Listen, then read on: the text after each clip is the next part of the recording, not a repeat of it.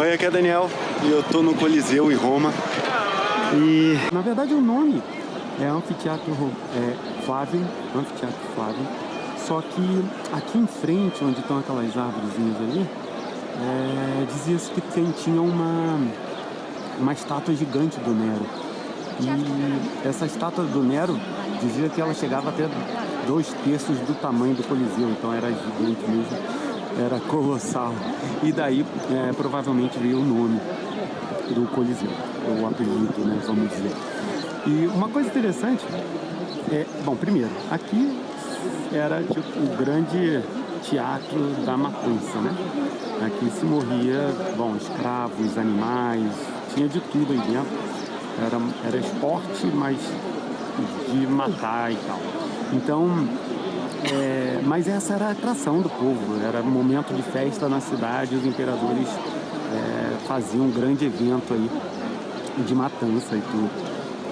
E uma coisa interessante dessa construção é que os romanos eram melhores engenheiros do que artistas, vamos dizer assim.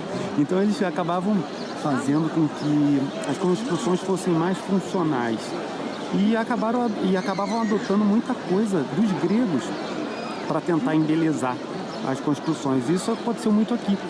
Por exemplo, repara que os três andares de baixo tem várias colunas, né? Colunas gregas. E essas colunas, cada uma delas é de uma ordem arquitetônica grega. O andar de baixo, repara que o topo de cada coluna é simples, é um topo simples. E esse tipo de ordem arquitetônica grega é chamada de dórica. No segundo andar, repara que já muda. O topo da coluna já tem aquelas duas voltinhas, uma de cada lado. E esse tipo de ordem é chamada iônica. E o terceiro andar muda ainda mais, que é aquele tipo de topo mais floreado, né? Parece até umas folhas e tal. E esse tipo é chamado coríntio. Então, inclusive isso é importante porque essa parte da arquitetura grega influencia até hoje. Até hoje você encontra várias construções pelo mundo inteiro, não só aqui em Roma, que tem colunas, e você vai ver que a maioria dessas colunas em qualquer parte do mundo acabam usando uma dessas ordens arquitetônicas gregas. Então, só para recapitular, o de baixo mais simples é o dórico, o do meio vai ficando um pouco mais enfeitado é o iônico, e o lá de cima bem enfeitadão é o coríntio. Então, é mais ou menos isso daí. Além disso, aqui nos dois andares do meio, esses dois, tinham vários estátuas, na verdade, no estilo também clássico, no estilo grego. Então, imagina, devia ficar ainda mais bonita toda essa construção. Ali, agora é o seguinte, se você quiser entrar aqui, tá vendo a confusão toda de gente? Grande parte ali da galera quer entrar. E, lógico, é muito confuso entrar por aqui e tal. Primeiro, até porque grande parte das pessoas que estão ali, elas estão querendo ainda comprar a entrada. Isso, na verdade, é o que acontece com grande parte das atrações turísticas aqui pela Europa, é que a fila na porta, na maioria das vezes, é para comprar a entrada e não necessariamente para entrar. Então, isso quer dizer que se você já tiver a sua entrada, você não precisa enfrentar a fila, é só você ir direto e entrar. Então, o mais recomendado aqui é que você compre a sua entrada com antecedência pelo site. É o ideal. Você compra pelo site, imprime em casa, chega aqui, vai direto na fila de quem já tem o ticket e pronto. Você entra.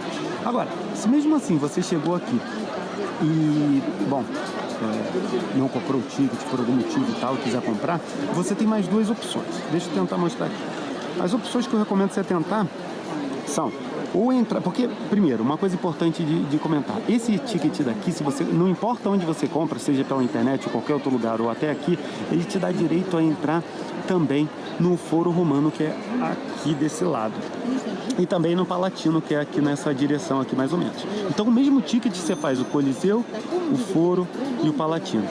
A vantagem disso é que, se você pode usar nos três, você também pode comprar nos três. Então, se você entrar aqui do lado, você consegue comprar o mesmo ticket, que dá acesso a tudo, aqui pelo Foro Romano, que costuma ser um pouco mais vazio, mas ainda assim, nem sempre. E o que costuma ser mais vazio é aqui nessa direção, depois dos arcos ali, do Arco de Constantino, mais lá para baixo tem a entrada do Palatino, que costuma ser a mais vazia de todas. Então você repara que tem uma fila grande aqui, você não precisa enfrentar, vai direto na entrada lá de baixo, compra. Se você quiser, você pode voltar direto aqui e aí já entrar de uma vez, ou você pode aproveitar, o que eu recomendo, já começa a tua visita lá pelo Palatino mesmo, dá a volta, vem até aqui, já visita o Foro Romano e depois sim, você vem pro Coliseu, tudo com o mesmo ticket e sem enfrentar fila, ou pelo menos diminuindo bastante aí o tamanho da fila que você vai enfrentar. Então, essa eu acho que é a melhor estratégia que você pode ter caso você não compre via internet. Aquele arco lá, só para aproveitar, aquele arco lá de Constantino, Constantino foi imperador romano e antes ele, numa batalha para até se tornar imperador, diz a tradição que ele, nesse momento, no momento que antecede a batalha, na noite anterior, ele enxerga a cruz. Tem uma visão da cruz, né, antes da batalha. Ele acaba vencendo essa batalha e tal, e em resumo, ele acredita que a mãe, nessa época, só para contextualizar, nessa época o cristianismo era proibido aqui, mas algumas pessoas já tinham se tornado cristãos. A mãe dele, por exemplo, já era e tal. Só que ele ainda estava muito receoso em relação a isso. E depois dessa visão da cruz e tal, antes da batalha, ele vence a batalha, isso tudo leva ele a crer que ele deveria se tornar um cristão. Então, além dele se tornar um cristão, efetivamente, ele também legaliza o cristianismo no Império Romano, quando ele se torna imperador. E, bom, o que antes era proibido, o que antes ser cristão era uma questão de você simplesmente ser morto por conta disso, 100 anos depois passa a ser obrigatório. Então você poderia ser morto por não ser cristão depois desse momento. E foi ele que liberou o cristianismo no Império Romano e tal, e daí tomou a proporção que tomou. E aquele arco lá é em homenagem a ele. E é mais ou menos isso onde a gente está, só para dar duas dicas de atrações interessantes que tem aqui por perto, que nem sempre os turistas conhecem ou até ouvem falar. Primeiro, fica nessa direção aqui, lá para baixo, perto da Piazza Venezia, é perto da Praia Andando, que é o Domus Romani. O Domus Romani é uma casa, na verdade ele tem um palácio em cima, o Palácio Valentini.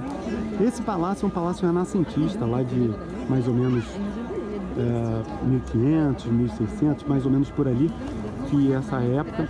E ele foi construído, na verdade, em cima de uma casa romana que ficava ali. Então o legal do passeio é que hoje você consegue ir nesse subterrâneo e ver justamente essas ruínas dessa casa romana, que era uma casa grande e tal. E uma outra coisa legal daí é que tem algumas projeções e alguns trabalhos com luzes que facilitam você entender o que você está vendo nesse subterrâneo. Então vale muito a pena para quem quiser aprender um pouco mais sobre o Império Romano e como as coisas funcionavam. É bem interessante mesmo essa visita e esse show de luzes e projeções facilita muito você entender as ruínas que tem ali. Então, só repetindo, Domus Romani, tá? E uma segunda que também é muito interessante, fica pro lado de cá, aqui pertinho, que é o Domus Áurea. Bom, lembra que o Nero tinha uma estátua gigante aqui, o Nero sempre foi desse estilo megalomaníaco. E, bom, tem a história que uma grande parte de Roma pegou fogo e acabou destruindo uma grande parte da cidade e tudo. E até muitos historiadores falam que o próprio imperador Nero, que foi responsável por esse incêndio aqui na cidade. Bom, alguns discordam, mas fato foi que ele se aproveitou bastante desse incêndio no final das contas. O que se sabe foi que ele passou, isso foi antes ainda do Constantino, então ele acusou os cristãos de ter sido responsável por esse incêndio, até para poder matar mais deles e tudo. E ele se aproveitou também, tomando essas terras que tinham pego fogo e tal, eles tomaram essas terras. Ele tomou essas terras para ele, porque a ideia era construir uma casa gigante, mas quando eu falo gigante, é gigante mesmo, bem aqui nessa região. E ele chegou a começar essa construção, ele chegou a começar isso, e essa construção é justamente que está enterrado ali embaixo do parque, é o Domus Áurea. E, bom, imagina ali debaixo do parque enterrado uma construção gigantesca, com 12 metros de altura, os quartos mais ou menos, e tá tudo ali embaixo, você consegue visitar hoje em dia uma grande parte. Então, e lá também tem um momento que você coloca um óculos 3D que mostra para você o que era exatamente aquilo, com base nas ruínas que tem ali e tal. Então é muito, muito interessante a visita ali também. E essa parte do momento do óculos dá para você ter uma real noção do que era essas camadas de história que tem em Roma, como foi essa construção do Nero. Agora imagina que ali de baixo tem uma construção tão grande, é difícil até de acreditar. Então vale muito a pena fazer essas duas visitas, Domus Aurea e Domus Romani. São dois que ficam aqui bem pertinho, poucos turistas, ou bem menos do que as grandes atrações, e são duas que vale muito a pena para quem gosta do Império Romano. Então é isso. Não deixe de baixar o e-book gratuito igual europa.com.br. A gente se vê no próximo vídeo. Um abraço. Tchau, tchau.